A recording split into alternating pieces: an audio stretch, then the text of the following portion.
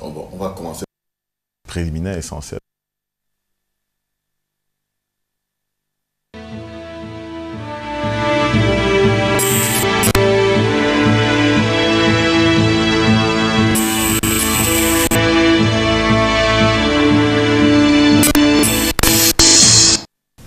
Mesdames, Messieurs, bonjour, bienvenue à Un jour, un événement, émission quotidienne consacrée à l'interview sur les faits d'actualité. Et le fait d'actualité qui retient notre attention ce matin, c'est l'ouverture du synode des évêques à Rome par le pape François. Et le thème spécifique à ce synode cette année, c'est la consolidation de la famille. C'est le synode sur la famille, pour parler précisément. Et l'événement se tient 2 années successives, raison pour laquelle à Un jour, un événement, ce matin, nous essayons de chercher les coutures de cet événement et nous avons convié au plateau de la discussion ce matin François Osama. Il est chercheur sur les questions de la famille. Il est notamment écrivain spécialisé sur les questions de famille. Bienvenue à Un jour, un événement. Bienvenue François Osama. Merci, bonjour. Alors, c'est quoi un synode? Pour parler simplement, pour parler pour le Camerounais lambda qui n'est pas toujours sachant en droit canon. C'est quoi le synode que le pape a ouvert cette semaine? Oui, le synode, c'est l'assemblée des évêques. Ce n'est pas tous les évêques, mais les représentants des évêques qui sont élus par leur conférence épiscopale. Justement, parce que j'allais dire que j'ai vu l'archevêque de Yaoundé hier soir à la célébration de la fête, la fête nationale d'Allemagne. Et je me suis demandé ce qu'il faisait à Yaoundé. Oui, les conférences épiscopales élisent des représentants. Au Cameroun, il y a 2 évêques qui ont été élus, Monseigneur Cléda et Monseigneur Atanga, archevêque de Bertois et de Douala. Donc, c'est des représentants des évêques qui se retrouvent donc à Rome autour du pape pour débattre des sujets concernant la vie de l'Église. En l'occurrence, cette fois-ci, le synode qui a commencé hier, avant-hier, c'est sur la famille. Donc, débattre des grandes problématiques de la famille aujourd'hui et proposer des pistes d'action pastorale. Alors, le synode, ce n'est pas un parlement. Le pape, comme le pape l'a dit. Le pape l'a dit, donc c'est une instance consultative. Donc, il n'y aura pas de compromis, il n'y aura pas de compromission. C'est ce qu'il indiquait. Ce n'est ni un parlement, ni un musée. C'est-à-dire que ces décisions ne vont pas être classées quelque part.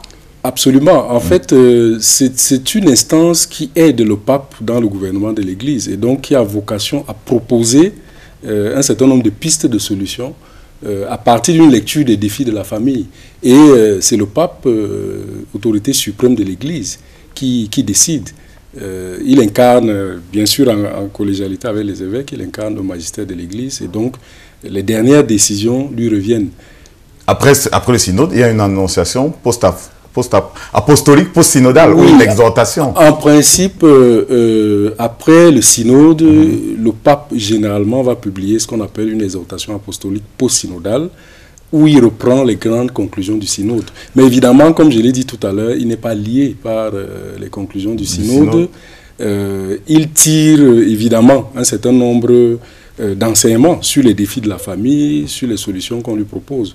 Et évidemment, il faut aussi comprendre que le synode est pastoral. Il n'a pas vocation à modifier la doctrine de l'Église. Modifier le canon, le droit canon. Notamment, par exemple, la doctrine de l'Église en matière de famille, par exemple, c'est l'indissolubilité du mariage. C'est le mariage comme une réalité entre un homme et une femme.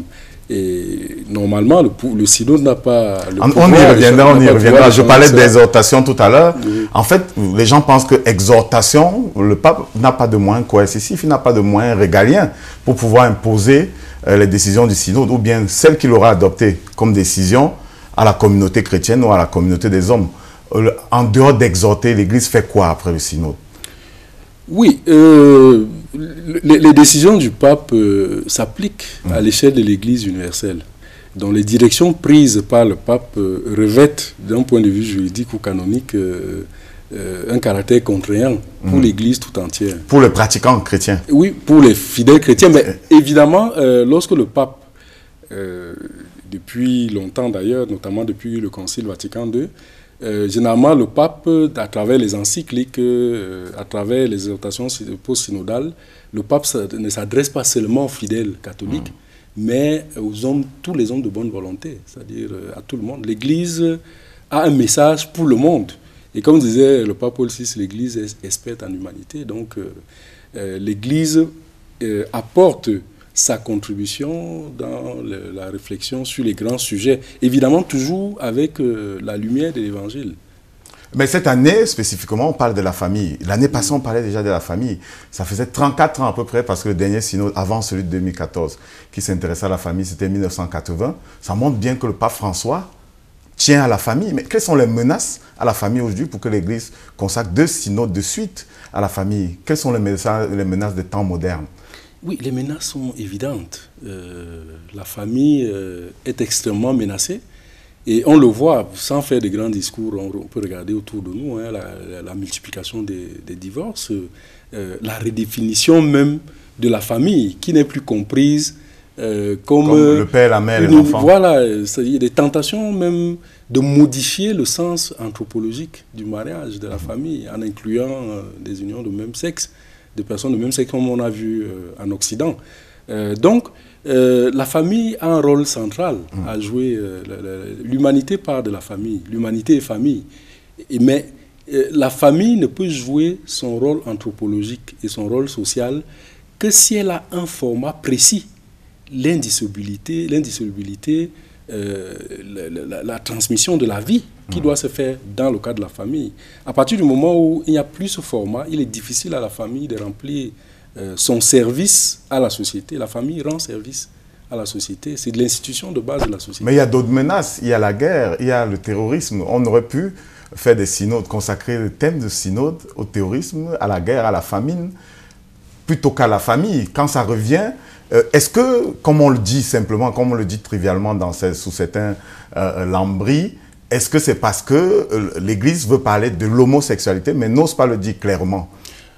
Pas seulement de l'homosexualité.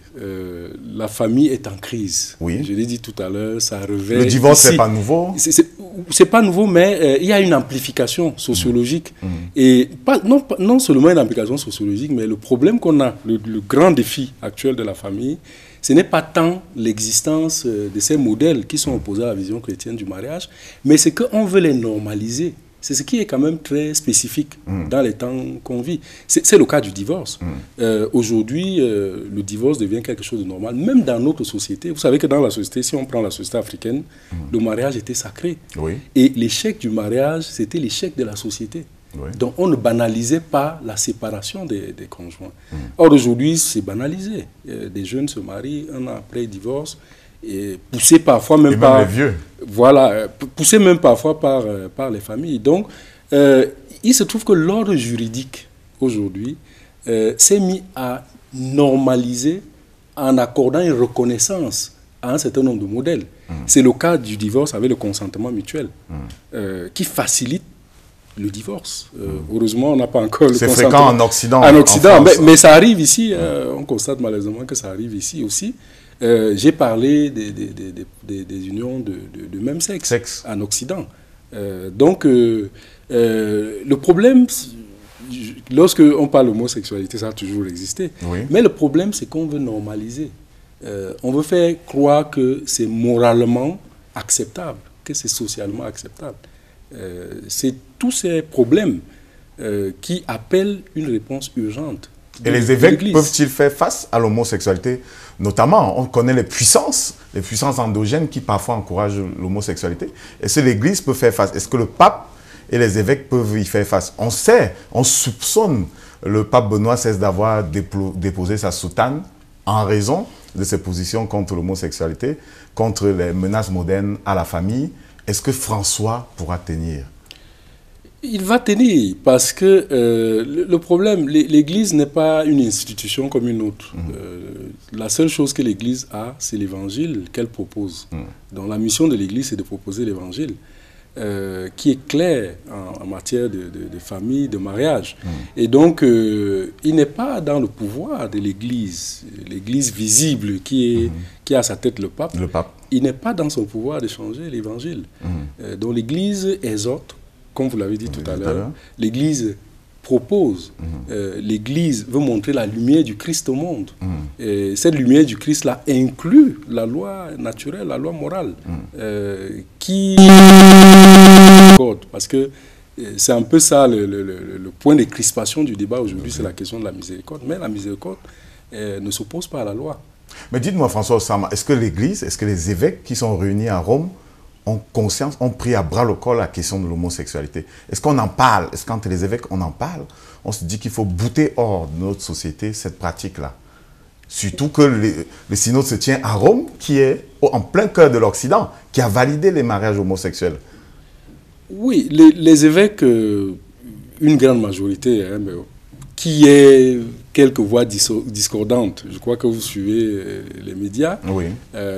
C'est pas étonnant.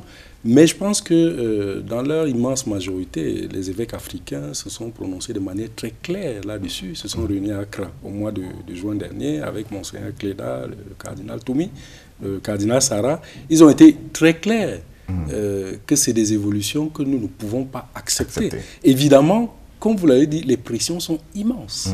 Alors, les pressions que subit l'Église, c'est d'ailleurs aussi les mêmes pressions que subissent les États africains, les États du Sud, oui, oui, l'Amérique latine, l'Afrique, l'Asie. Et justement, quand on parle de...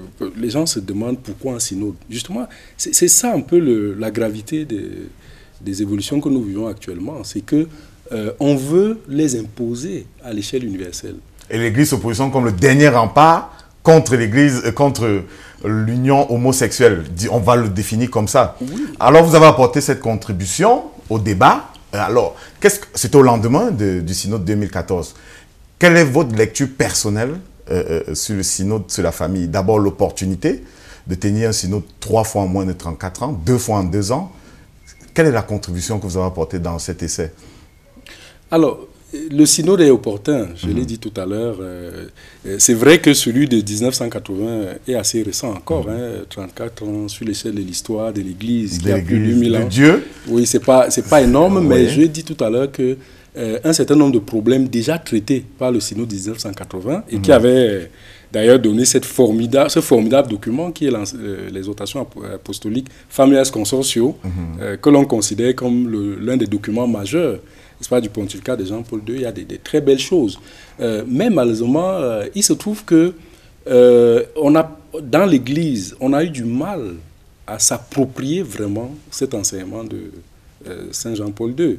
Et donc, justement, le synode est une occasion de demander à ce qu'il y ait une appropriation de ce pontificat qui a été très, très fécond en matière de réflexion sur la famille. Et donc que les diocèses, au niveau des paroisses, au niveau des communautés ecclésiales de base, qu'on puisse approprier cet enseignement de Saint Jean-Paul II. Alors ça passe par beaucoup de choses que j'essaye de mentionner dans mon livre. La question de la préparation au mariage, elle est essentielle. Les jeunes ne sont plus préparés de manière idoine au mariage. Le mariage, on privilégie les aspects festifs, et on oublie la réalité spirituelle. La réalité spirituelle étant que l'auteur du mariage, c'est Dieu. La question de l'accompagnement des couples. Il ne faut pas s'arrêter à la préparation. Il faut accompagner... Il faut le coaching pour parler le langage moderne. Il faut accompagner les couples après la célébration de leur mariage. Il y a d'autres choses. Par exemple, la formation des prêtres. Les prêtres, est-ce qu'ils sont vraiment outillés aujourd'hui pour faire face aux défis de la famille qui se posent pas seulement sur le plan spirituel, mais également même sur le plan psychologique. Donc, évidemment, le message central, c'est que je pense qu'il faut d'abord, avant toutes ces solutions-là, l'Église doit rester elle-même. C'est-à-dire elle-même? Elle-même, c'est-à-dire elle doit préserver l'intégrité de la foi. Elle doit préserver le message qu'elle a reçu du Christ et qui a été transmis par les apôtres et par nos pères dans la foi, la tradition de l'Église. Il faut que l'Église reste fidèle à ce message et donc à partir de cette fidélité, montrer au monde que le message de l'Évangile, l'Évangile de la famille, reste pertinent pour le monde de ce temps également. Alors François Osama, est-ce que dans vos recherches, vous avez pensé qu'il y a une menace véritable sur la famille, vraiment pour sortir de notre entretien, au-delà des considérations ecclésiastiques, au-delà des considérations intellectualistes? Est-ce que sur le terrain, vous avez pensé qu'il y aurait une menace sur la famille en ce moment? Il y a une menace et c'est dramatique. Moi, je fais dans l'accompagnement des couples avec mon épouse depuis quelques années et nous vivons des choses dramatiques. C'est un vrai drame. que les gens vivent aujourd'hui à cause de cette mauvaise compréhension de l'amour conjugal, à cause d'une société de plus en plus individualiste, matérialiste, hédoniste. Et donc, il faut renverser ces schémas qui se traduisent par la souffrance. Je dis souvent aux gens, les gens parlent du divorce, par exemple, comme si c'était facile. Mais approcher ceux qui sont passés par cette expérience-là, elle est extrêmement difficile, ça coûte du point de vue humain. Et on voit cette souffrance-là dans l'accompagnement des couples. Donc, il y a vraiment cette crise. Et ce n'est pas seulement l'Église. Je l'ai dit lors de la présentation de mon livre dernièrement, c'est la société entière qui doit se mobiliser. Et nous, les laïcs, d'où ma démarche, nous avons une responsabilité centrale de défendre la famille, de promouvoir la famille dans les institutions sociales. J'ai pris l'exemple de ce qui s'est passé aux États-Unis. Et on vote, la Cour suprême a reconnu le mariage homosexuel. Mais il se trouve que 5 juges sur 9 se déclarent chrétiens. Mais où est-ce qu'ils ont mis leur foi chrétienne? Donc notre témoignage en tant que chrétien dans le monde passe par la défense de la famille, la défense de l'évangile, y compris donc, comme je disais tout à l'heure, dans les institutions sociales. Merci François Osama d'être venu jusqu'ici. C'est une question vous êtes intarissable pour parler de cela. C'est une question profonde qu'il faut creuser davantage. On espère que les occasions vont se multiplier pour qu'on continue d'évoquer la question de la famille. Mais en tout cas, on aura retenu que vous pensez que l'Église se positionne comme dernier rempart pour sauver la famille de la disparition et donc notre espèce de sa disparition. Merci François Osama d'être venu ici ce matin et de nous avoir proposé votre contribution au débat sur le synode sur la famille. Mesdames, Messieurs, retrouvons-nous demain pour un autre événement. Ce sera avec un autre invité. Ce sera un jour un événement. Bonjour à tous.